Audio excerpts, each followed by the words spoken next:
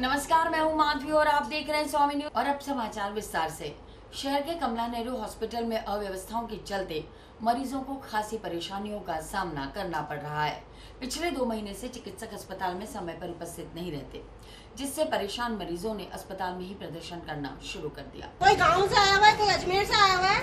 सुबह 7 बजे जब हॉस्पिटल भी नहीं खुला था, सफाई करे तो अंदर जाके पर्ची लेके जमा कराए। मैं सोमवार को भी आई थी, अभी भी आई, वही 7 बजे आके इंतजार कर रही हूँ। अभी तक 11 बज गया, मैं पानी भी चाय भी कुछ नहीं पी हूँ। मैं सांस की मरीज हूँ। समय पे हॉस्पिटल आओ, समय पे हॉस्पिटल आओ।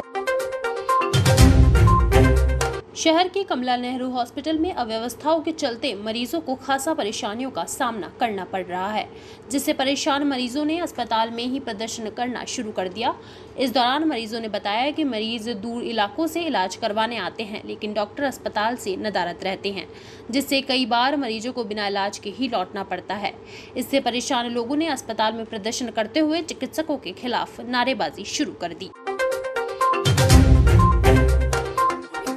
हम लोग सुबह 7:30 बजे से हॉस्पिटल आए हुए हैं। नीरज गुप्ता की यहाँ लाइन लगी रहती है, इसी वजह से 7:30 बजे पर्ची कटाने के बाद सारे पेशेंट यहाँ पे 50 से 60 पेशेंट लाइन लगा के खड़े रहे।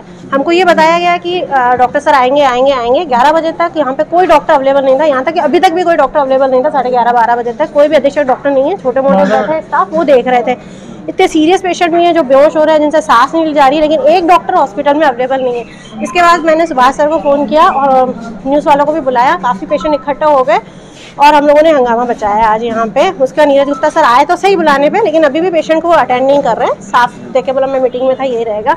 और इनके जो स्टाफ वाले उनको ये नहीं पता डॉक्टर आएंगे नहीं आएंगे। हमको ये बोल रहे हैं पिछले 2 महीने से नीरज गुप्ता सर हॉस्पिटल नहीं आए। हम ये कह रहे हैं वीक में सिर्फ 2 डे होते हैं उनके बैठने के, उसके बाद भी अगर ये हॉस्पिटल में नहीं आएंगे तो ये पेशेंट कहाँ जाएंगे। अजमेर का सबसे बड़ा हॉस्पिटल है, दूर दराज के पूरे गाँव वाले भी यहीं आते हैं, लेकिन हॉस्पिटल में बिल्कुल घटिया प्रशासन हो रखा है। कोई सिस्टम नहीं है, अभी सेट नहीं है हॉस्पिटल में। ना स्टाफ सही है ना डॉक्टर सही है। आ जाए तो कोई था ही नहीं अटेंड करने वाला यहाँ पे। ना कोई डॉक्टर है, ना कोई ढंग का स्टाफ है, ना हमको बताया जा रहा है डॉक्टर नहीं आएंगे ताकि हम लोग कुछ और करें। कुछ भी नहीं, हम लोगों को वेट करवाया गया 11:30 बजे तक। उसके बाद बताया गया डॉक्टर नहीं आएंगे। कमला नेहरू हॉस्पिटल जो ये टीबी हॉस्पिटल का ये हॉस्पिटल है, इसमें नीरज जी गुप्ता और बलवीर जी दोनों की जिम्मेदारी थी। और आज इनका ओडीपी था कि भाई सबको यहाँ पर चेक करेंगे। तो आसपास के गांव वाले और शहर वाले गरीब तबके के लोग यहाँ सुबह से लाइन लगा के बैठे हैं 7 बजे से लेकर कि कब हमारा नंबर आ जाए। अब अल्टीमेटली ये जो भी अवेलेबल होता है उनको दिखाकर अपनी दवाई लेकर जाने के लिए मजबूर है। और जो सीरियस है उनकी भी आपने हालत देखी, तब ये सब कुछ स्थिति देखकर निशा जी ने मुझे फ़ोन किया कि ये हालात है, कैसे काम चलेगा। तो ये जो मोदी जी ने तो सारी व्यवस्था कर रखी है, फ्री दवाई दे रखी हुई है, महिलाओं के लिए प्राथमिकता दे रखी है। और यहाँ वर्तमान सरकार कांग्रेस सरकार में जो चल रहा है स्थिति, जो नौटंकी चल रही है, उस नौटंकी की वजह से सारे के लोग परेशान हैं, गांव वाले परेशान हैं। इनका ठीक से इलाज नहीं हो रहा है, ठीक से दवाई नहीं जा रही है। हम इस बात से बहुत रोष हैं, हम सबको जनता के साथ में हम इस बात को कहना चाहते हैं, आपके माध्यम से ये इनको कह दें कि भाई ये समय पर आकर हमारे पेशेंट को देखें, अन्यथा इस मिशन को जिला स्तर पर लेकर प्रदेश स्तर तक ले जाने के लिए हम कटिबद्ध रहेंगे और जनता के साथ खड़े रहेंगे। मैं 7:30 बजे से आई हूँ। सोमवार को भी आई थी, आके 1 बजे तक इंतजार करी, आ रही करके बाद में बोले आएंगे नहीं वो। फिर आज भी मैं 7:30 बजे आई, भीड़ हो जाती है करके 7:30 बजे से आज 11 बज रहा है। मुझे सांस की तकलीफ है, एलर्जी है, सीने में दर्द होता है, वही दिखाने उन्हीं से इलाज होता है मेरा, दूसरी जगह पे नहीं होता करके मैं आके बैठा। मैं नहीं, वो नहीं मालूम मुझे, मगर मैं नीरज गुप्ता को दिखाती हूँ, वो डॉक्टर नहीं है, वो डॉक्टर नहीं है। मुझे बहुत ज़्यादा परेशानी हो रही है। देखो मैं सवेरे से पानी चाय कुछ नहीं पिया, जैसे आके बैठी हूँ। मेरी तबीयत सांस लेने में बहुत बड़ी तकलीफ है। हम यहाँ मलूसर बावड़ी के यहाँ से आए हैं और हमें 1-2 घंटा हो गए। बच्ची को लेके आई हूँ, सर को दिखाती हूँ मैं, नीरज गुप्ता सर को। और कभी भी सर हमें यहाँ नहीं मिलते, किसी भी जब भी उनका वार होता है तो हम आते हैं तो सर कभी मिलते नहीं है। जो उनके नीचे बैठते हैं बस वही देखते हैं सर। और इस बच्ची को अभी इतनी तबीयत खराब हो रही, फिर भी सर नहीं मिले अभी भी। किसी उन्होंने अभी ज़्यादा है इसलिए मैंने कभी वो सर नीचे बैठे उनको बहुत से लोग हैं जो बहुत परेशान हो रहे। कोई गाँव से आते, कोई कहाँ से आते, इतने भाड़े लगा के आते हो, फिर उनको बोल देते हैं कि सर नहीं बैठे हैं। तो ये कौन सी बात हुई कि सर नहीं बैठे। जब उनका वार 2 दिन आता हफ्ते में, तो हफ्ते में 2 दिन तो बैठना ही चाहिए ना। सर का अधिकार है ये बैठने का, और सभी जनता को ये भी अधिकार है कि सर को ही दिखाए, किसी नीचे वाले को नहीं दिखाए। और सर का भी वो है कि सर बैठे यहाँ। और वो सर हैं जो नीचे वाले हैं, उनके वो नीचे वाले देखते तो उनसे क्या है, जो सर को दिखाने आते जिम्मेदारी तो उनकी है ना, हॉस्पिटल की सारी जिम्मेदारी उनकी, तो उन्हीं को ही देखना चाहिए सर। बिल्कुल सोचना चाहिए ये प्रशासन को कि ना भाई डॉक्टर बैठे, हमेशा हर वार पे कभी भी नहीं बैठते, आते हैं तो लेट आते फिर चले जाते हैं और पेशेंट को बोल देते नहीं बैठेंगे सर। ये कौन सी बात हुई कि सर नहीं बैठेंगे। ये टीवी हॉस्पिटल है जिसमें नीरज गुप्ता जी बैठते हैं, डॉक्टर सांस की बीमारी, एलर्जी की बीमारी। तो मैं भी है ना एक बार पहले भी आई थी मेरे साथ में, मैं 9 बजे की 2 बजे तक बैठी रही थी। तो मुझे ना असिस्टेंट लोगों ने ये कहा था आपको किसको दिखाना है, मैंने मुझे नीरज गुप्ता को दिखाना है, मेरे सांस की बीमारी है। तो 2 बज गई, 2 बजे तक मेरा कोई नंबर नहीं आया। फिर आ गए थे चेकिंग वाले, तो चेकिंग वाले आए तो आप बहन जी आप क्या हुआ, मैंने कहा देखो मेरे सांस की इतनी तकलीफ हो रही है, मैं 2 घंटे 9 बजे की यहाँ बैठी हूँ, 2 बज चुकी है, अब मुझे ये कह रहे डॉक्टर साहब घर गए। तो ये कौन सा कानून, अगर पेशेंट आए हुए हैं तो उनका देखने का अधिकार है ना। जब पब्लिक मर रही है, उनके पब्लिक के पास पैसे है, पैसे वाले तो वहाँ बंगले चले जाएंगे, गरीब आदमी कहाँ जाएगा ये बताओ आप। लापरवाही, बहुत बड़ी लापरवाही मोदी जी ने इतना कर रखा है, दवाइयाँ फ्री है, सब कुछ फ्री है, फिर ये क्या हो रहा है जब इतना बड़ा मोदी जी है वो कह रहे हैं। इंसानियत की लौ जगा रहे प्रवासी मजदूर नरेश सीजापति 5100 किलोमीटर की पैदल यात्रा कर आज अजमेर जिला कलेक्ट्रेट पहुंचे।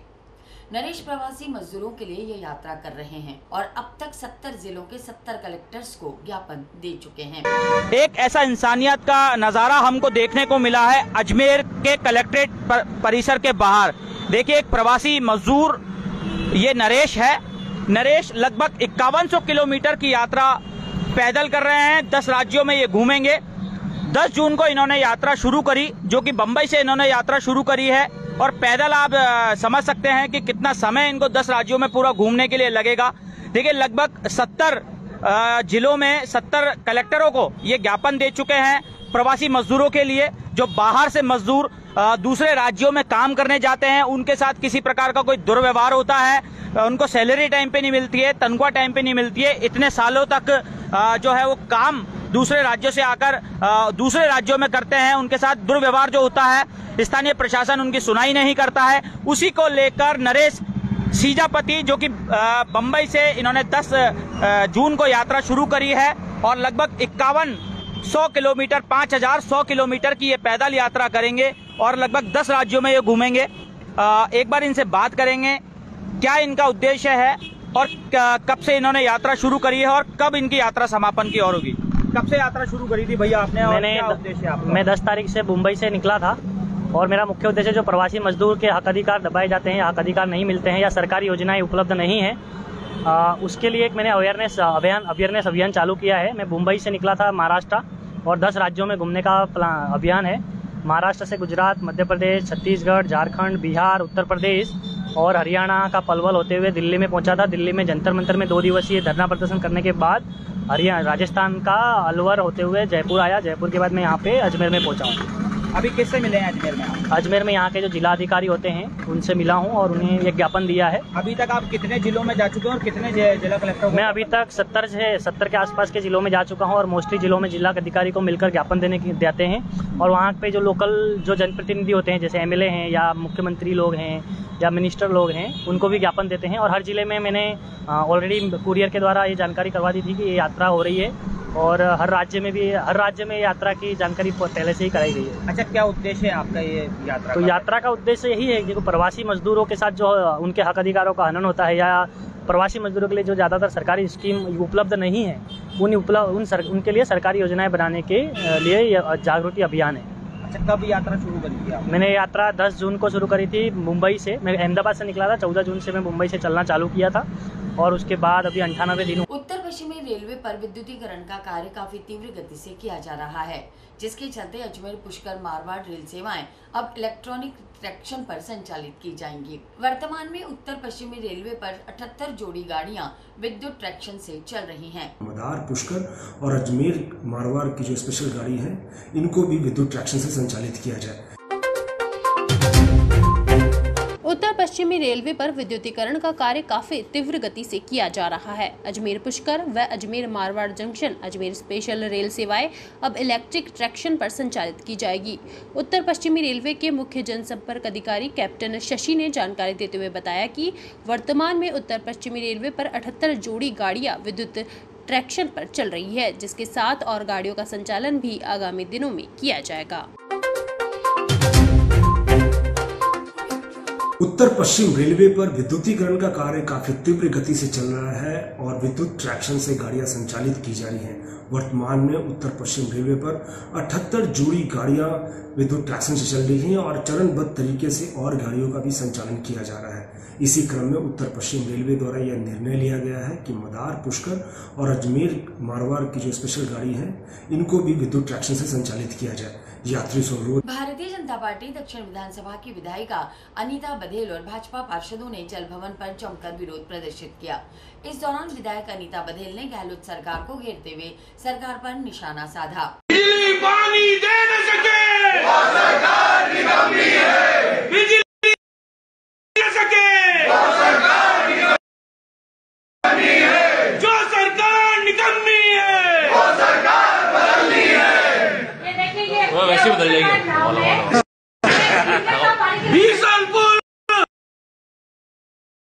बीसलपुर हमारा है। क्यों कराते हो पानी की लाइन? कंजर बस्ती में पानी की लाइन डलाई, एक कॉलोनी में डला दी, कुछ कॉलोनी में डली हुई, कुछ कॉलोनी में अभी आज भी बाकी है, बट जिस कॉलोनी में डली उसमें भी पानी की समस्या है, उसमें भी क्या होगा?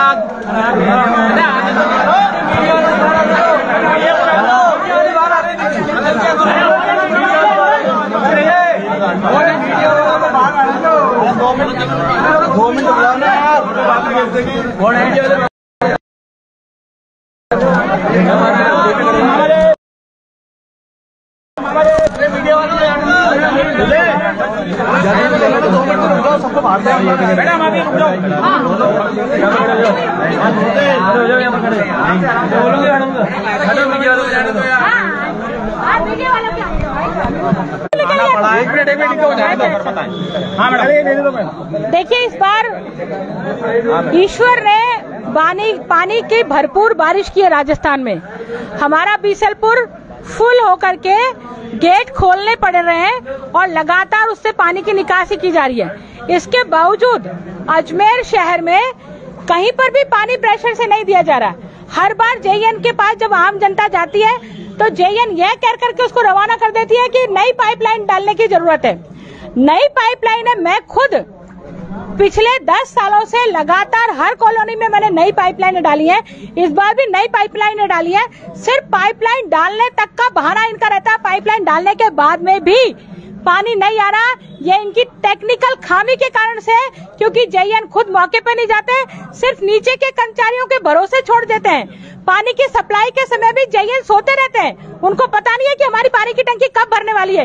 इतने लीकेज है शहर में कि जिस पानी से पानी की टंकियां भरी जा रही है, जिस लाइन से, उन लाइनों के भी लीकेज है। ऐसी स्थिति में मजबूरी में आधी टंकी, कभी 1 टंकी से पानी की सप्लाई कर देते हैं। इसलिए पानी के प्रेशर की समस्या पूरे शहर में बनी हुई है। हमने विधायक कोष से करोड़ों रुपया स्मार्ट सिटी में केंद्र सरकार की योजना के तहत करोड़ों रुपए की पानी की लाइन डाली, पानी की टंकियां बनी, स्टोरेज बना। पानी की सप्लाई को हम पानी की लाइन को शिफ्ट नहीं कर सकते। एक तरफ तो अशोक गहलोत कह रहे हैं कि मैं जादूगर हूँ, जादू से इस पूरे प्रदेश का विकास कर रहा हूँ, और दूसरी तरफ 2 लाख रुपए तक। राजस्थान के दुधारू पशुओं में लंपे वायरस का प्रकोप लगातार गहराता जा रहा है, जिसको लेकर आज राष्ट्रीय लोक दल के कार्यकर्ताओं और पशुपालकों ने जिला कलेक्टर को मुख्यमंत्री के नाम ज्ञापन सौंपा। 70,000 से ऊपर गाय मर चुकी है और अकेले राजस्थान में 52,000 गाय मरी हुई है। तो इनका अता पता नहीं है, कोई इनकी आधिकारिक आंकड़ा दिखाते नहीं करते हैं, सर्वे नहीं करवाते हैं। राजस्थान के दुधारू पशुओं के लिए प्राणघातक लंपी वायरस का प्रकोप जारी है, जिससे लगभग राजस्थान में 52,000 गायों की मौत हो चुकी है। इसको लेकर राष्ट्रीय लोक दल के कार्यकर्ताओं और पशुपालकों ने आज जिला कलेक्टर को मुख्यमंत्री के नाम ज्ञापन सौंपा है। इस ज्ञापन में गायों के उचित इलाज, साथ ही पशुपालकों को आपातकाल फंड आर्थिक सहयोग प्रदान करने की मांग की गई है। आज हम अपने माननीय मुख्यमंत्री को ज्ञापन देना है कलेक्टर साहब के द्वारा, क्योंकि अभी जो गायों की हालत चल रही है, बहुत भयंकर बीमारी, महामारी घोषित करने के लिए भी लोगों ने मांग उठाई थी, उसका भी दिया था। जैसे अपने भारत में 70,000 से ऊपर गाय मर चुकी है और अकेले राजस्थान में 52,000 गाय मरी हुई है। तो इनका अता पता नहीं है, कोई इनकी आधिकारिक ये आंकड़ा दिखाते नहीं करते हैं, सर्वे नहीं करवाते हैं। इसलिए हम अभी कलेक्टर साहब से बात करेंगे कि उसमें अधिकारी नियुक्त करके प्रत्येक गांव वाइज उनसे वो पशुधन जो मालिक रहता है उनसे चिन्हित करके गायों की भाई गिनती की जाए, कौन मर रही है, कहाँ मर रही है, उनकी व्यवस्था की जाए, और अगर मरती है तो उनको गाड़ने की या सुचारू रूप से गाड़ा जाए उनको, और नहीं तो वरना इसमें क्या होता है, जैसे बीमारी एक दूसरे से फैल रही है आए दिन, और आर्थिक किसान जो पशुधन मालिक है उनकी आर्थिक हालत खराब हो रही है। जैसे किसी की गाय लाख रुपए की है, किसी की 70,000 रुपए की है, तो उनको हम मांग करते हैं सरकार से उनको आर्थिक सहायता। गुर्जर आरक्षण आंदोलन में अहम भूमिका निभा चुके स्वर्गीय कर्नल किरोड़ी सिंह बैसला के अस्थि कलश विसर्जन के दौरान सामाजिक सभा में प्रदेश के मंत्रियों पर चप्पल जूते चलाने और नारेबाजी करने वालों के खिलाफ मामला दर्ज हुआ है, जिस पर पुष्कर पुलिस ने कार्रवाई करते हुए जांच शुरू कर दी है। संघर्ष करने का पाठ जो उन्होंने पढ़ाया, मुझे आशा तो नहीं थी ताकि दूसरों के प्रति, पूरे प्रदेश के प्रति। गुर्जर आरक्षण आंदोलन में अहम भूमिका निभा चुके स्वर्गीय कर्नल किरोड़ी सिंह बैसला के अस्थि कलश विसर्जन के दौरान पुष्कर कस्बे के मेला ग्राउंड में आयोजित हुई सामाजिक सभा में प्रदेश के मंत्रियों पर जूते चप्पल चलाने, काले झंडे दिखाने और उत्तेजक नारेबाजी के मामले में अब अजमेर की पुलिस सक्रिय हो गई है। इस मामले को लेकर पुष्कर पुलिस ने थाने में 5 नामजद और 1 अन्य के खिलाफ मुकदमा दर्ज कर जाँच शुरू कर दी है।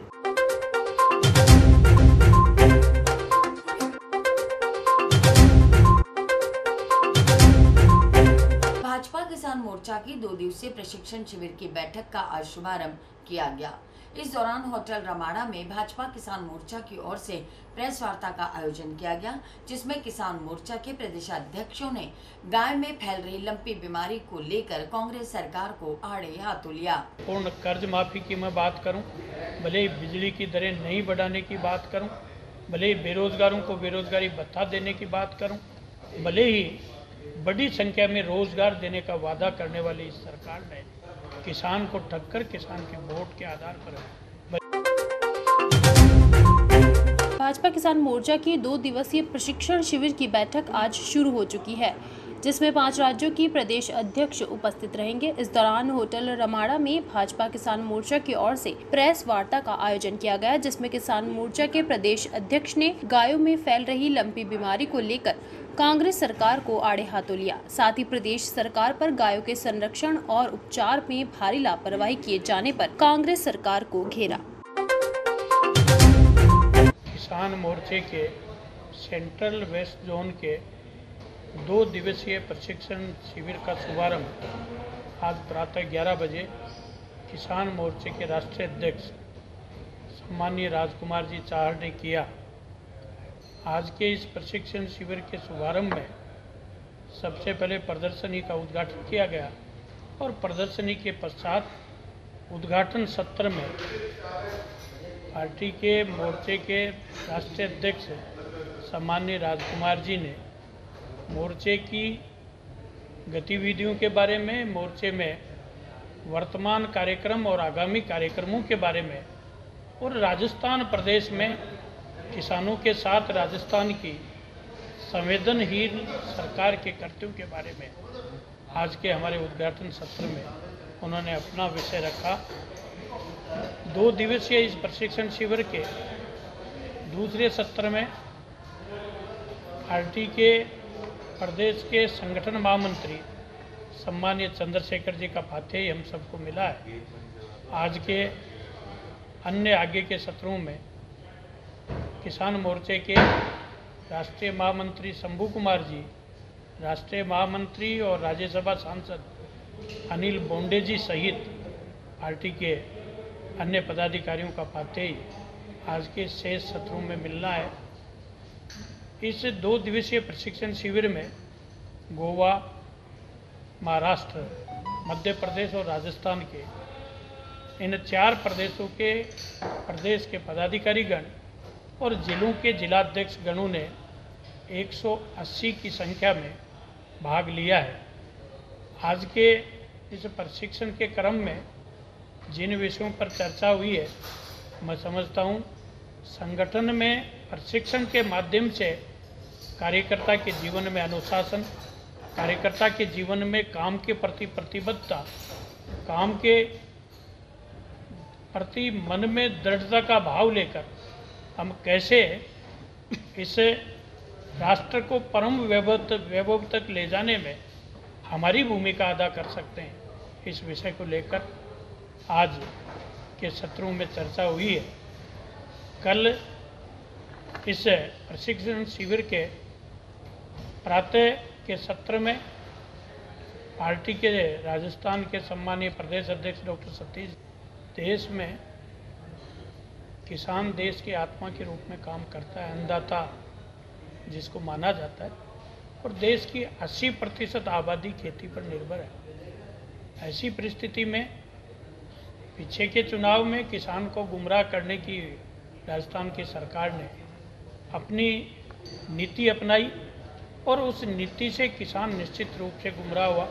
भले ही संपूर्ण कर्ज माफ़ी की मैं बात करूं, भले ही बिजली की दरें नहीं बढ़ाने की बात करूं, भले ही बेरोजगारों को बेरोजगारी भत्ता देने की बात करूं, भले ही बड़ी संख्या में रोजगार देने का वादा करने वाली इस सरकार ने किसान को ठगकर किसान के वोट के आधार पर बनी ये सरकार आज संवेदनहीनता की पराकाष्ठा के साथ हमारी गौ माता के लंपी जैसे रोग में भी उनका पर्याप्त संरक्षण संवर्धन करने के बजाय उन मृत पशुओं को सही ढंग से उनको दफनाने का काम भी ये सरकार कर नहीं पा रही है।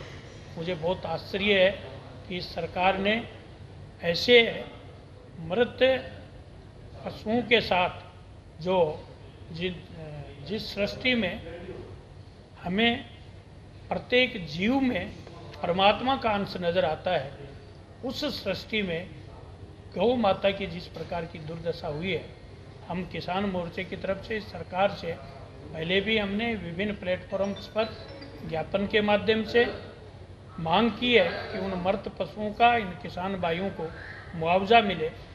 जहाँ तक प्रश्न 2023 और 2024 का है, राजस्थान का किसान अब दोबारा नहीं ठगा जाने वाला है। निश्चित रूप से 2023 और 2024 में भारतीय जनता पार्टी राजस्थान प्रदेश में प्रचंड बहुमत के साथ भारतीय जनता पार्टी की सरकार बनाने में अपनी भूमिका। शहर के बालूपुरा गांव में विधवा महिला की आत्महत्या के मामले में संतोषप्रद कार्रवाई नहीं होने को लेकर आज गौ रक्षक सेना जिला शाखा अजमेर और मृतक के परिजनों ने मिलकर पुलिस अधीक्षक को ज्ञापन सौंपा। साथ ही मृतका की नाबालिग बालिकाओं को उचित सरकारी सहायता देने की मांग की है। आज 16 रोज हो गए, मेरे बच्चे को अभी कोई न्याय नहीं मिला। शहर के बालूपुरा गांव में विधवा महिला की आत्महत्या के मामले में संतोषप्रद कार्रवाई नहीं होने को लेकर आज गौ रक्षक सेना जिला शाखा अजमेर और मृतक के परिजनों ने मिलकर पुलिस अधीक्षक को ज्ञापन सौंपा है। इस दौरान ज्ञापन में मांग की गई है कि प्रकरण में पुलिस द्वारा शीघ्र कार्रवाई की जाए, साथ ही मृतक की नाबालिग बालिकाओं को उचित सरकारी सहायता प्रदान की जाए। आज 16 रोज हो गए, मेरे बच्चे को अभी कोई न्याय नहीं मिला। वहाँ जाते हैं, कोई सुनवाई नहीं। आदर्श नगर थाना बोले जांच कर रहे हैं। 4 बच्चियाँ हैं उनकी, छोटी छोटी, उनका भरण पोषण का कोई पता नहीं है, कैसे क्या होगा गुजारा। हम तो नाना नानी हैं, इसके माँ बाप तो पहले गुजर गए, अब क्या करें। कोई जांच नहीं हो रही। 4.5 साल हो गए उनका और साहब को गुजरे हुए। मुझे न्याय चाहिए, इन बच्चों को न्याय चाहिए, इस हिसाब से मिलना है। अजमेर के निकट में एक ग्राम है जिसका नाम है बालूपुरा, जहाँ पे एक महिला थी जो विधवा थी, जिन्हों के पति 4 साल पहले ही वीर गति को प्राप्त हो गए थे।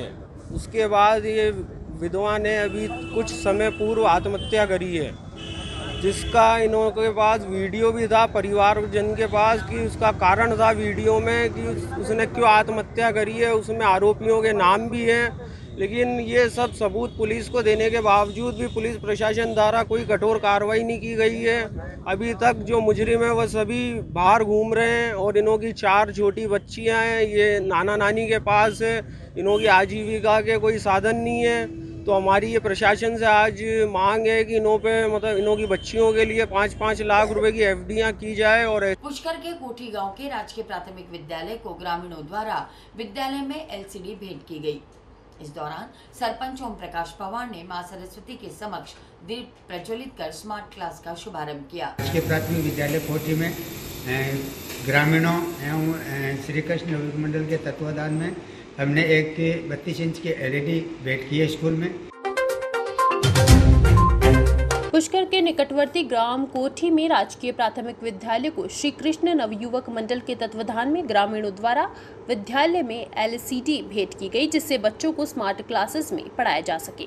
इस दौरान सरपंच ओम प्रकाश पवार ने मां सरस्वती के समक्ष दीप प्रज्वलित कर स्मार्ट क्लास का शुभारंभ किया।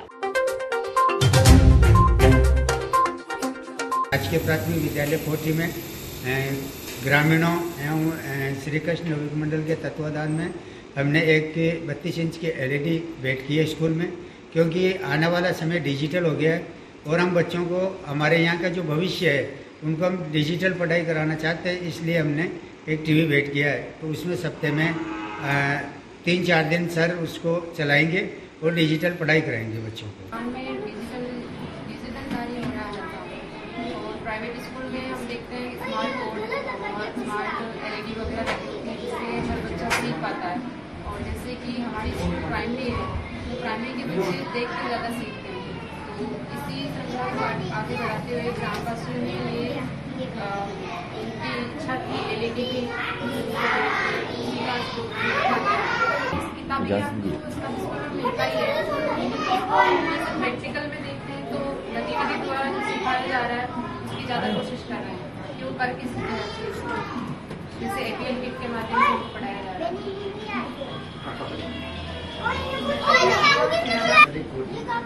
पुष्कर में कोटी ग्रामवासियों की तरफ से एक छोटी सी भेंट की गई थी विद्यार्थियों के उज्जवल भविष्य के लिए। वो है LED जो 32 इंची है, समस्त ग्रामवासियों ने दी है अपनी तरफ से, ताकि बच्चों को कुछ अच्छा सीखने को मिले और अभी वर्तमान में जो चल रही समय के हिसाब से उनको कुछ और भी सीखने को मिले। इसके लिए इन्होंने हमें एक LED TV दी है, उसका ये आयोजन किया गया और समस्त ग्रामवासियों को बुलाया भी गया। सरकार के द्वारा या ग्रामवासियों के द्वारा जो एक योजनाबद्ध है। पुष्कर के चांदमल मोदी राजकीय आयुर्वेदिक औषधालय में 8वें ब्लॉक स्तरीय शिविर का आयोजन किया गया, जिसमें 54 मरीजों का आयुर्वेद पद्धति द्वारा उपचार कर दवाइयां उपलब्ध करवाई गयी। पुष्कर के चांदमल मोदी राजकीय आयुर्वेदिक औषधालय में आयोजित हुए 8वें ब्लॉक स्तरीय शिविर में 54 मरीजों का आयुर्वेद पद्धति द्वारा उपचार किया गया। इस मौके पर चिकित्सा प्रभारी डॉक्टर अंजू चौहान ने बताया कि शिविर का शुभारंभ भगवान धन्वंतरी के समक्ष दीप प्रज्वलित कर किया गया, जिसके बाद सुबह 10 बजे से 1 बजे तक चिकित्सालय में 54 रोगियों को आयुर्वेद पद्धति के अनुसार चिकित्सा परामर्श तथा दवाइयां उपलब्ध करवाई गई। इस मौके पर शिविर में कलावती पारिक, सुनीता वर्मा ने भी अपना सहयोग प्रदान किया।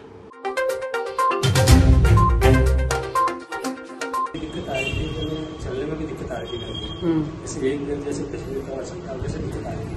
अभी अलग नहीं लगती थी। अच्छा। लंबे पैर करते हुए खाना खाता था। अच्छा।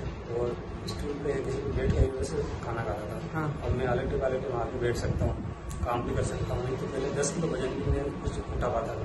अच्छा। अभी आराम से भी लेके आता हूँ, हाथ में भी ले लेता हूँ, इतना आराम मिल रहा है। स्वच्छता पखवाड़े के तहत राजकीय उच्च माध्यमिक विद्यालय तोपदड़ा में स्वच्छता संबंधित कार्यक्रमों का आयोजन किया गया। इस दौरान डेमो के माध्यम से छात्रों को स्वच्छता के बारे में समझाया गया। प्रत्येक छात्र को स्वच्छता संबंधी जानकारी दी गई। उन बालक बालिकाओं को इस प्रकार से ज्ञान दिया गया कि उन्हें क्या काम करना है। स्वच्छता पखवाड़े के तहत राजकीय उच्च माध्यमिक विद्यालय तोपदड़ा में स्वच्छता संबंधित कार्यक्रमों का आयोजन किया गया। इस दौरान कार्यक्रम में छात्र छात्राओं को स्वच्छता संबंधित जानकारी दी गई, साथ ही डेमो के माध्यम से छात्रों को स्वच्छता के बारे में समझाया गया। इस मौके पर शंभू सिंह लांबा, प्रधानाचार्य भंवर सिंह राठौड़, सत्यनारायण शर्मा, लेखराज जाट, गोवर्धन सोनी, स्नेहलता अग्रवाल, मनीषा धारू सहित कई छात्र मौजूद रहे। स्वच्छता पखवाड़े के अंतर्गत विद्यालय में विभिन्न स्वच्छता संबंधी कार्यक्रम कराए जा रहे हैं और आज उनका एक बहुत बड़ा हमने यहाँ फोटो किया, जिसमें प्रत्येक छात्र को स्वच्छता संबंधी जानकारी दी गई। उन बालक बालिकाओं को इस प्रकार से ज्ञान दिया गया कि उन्हें क्या काम करना है और किस प्रकार से अपने स्वच्छता का ध्यान रखना है। विशेष रूप से आज उनको बाह्य सुरक्षा किस प्रकार से हमें नाखून छोटे रखने, दांतों को साफ रखना है, बालों को साफ रखना है, नहाना धोना है। और यहाँ एक डेमो भी दिया गया जिसमें बच्चों के नाखून काटे गए, अध्यापकों द्वारा उन बच्चों को अलग करा जिनके नाखून बहुत बड़े थे, उन्हें समझाया गया किस प्रकार से नाखून काट रहे हैं, नील कटर से नाखून काट कर बताए गए। प्रत्येक बालों को किस प्रकार से हाथ धोना है, हाथ साफ रखने हैं, इसका डेमो भी हमारे यहाँ से वरिष्ठ अध्यापक गोवर्धन जी सोनी ने दिया। किस प्रकार से हमें हाथ धोने, खाना खाने से पहले, खाना खाने के बाद में, सो जाने के बाद में, और कब कब हमें किस किस प्रकार की सावधान रखनी है। ये बहुत ही बढ़िया आज एक डेमो दिया गया। प्रत्येक शिक्षक ने इसमें अपनी महत्वपूर्ण भूमिका निभाई। बालकों ने भी सीखा कि हमें स्वच्छता के प्रति कितना जागरूक रहना है। और इसी के साथ ये समाचार बुलेटिन नहीं समाप्त होते हैं।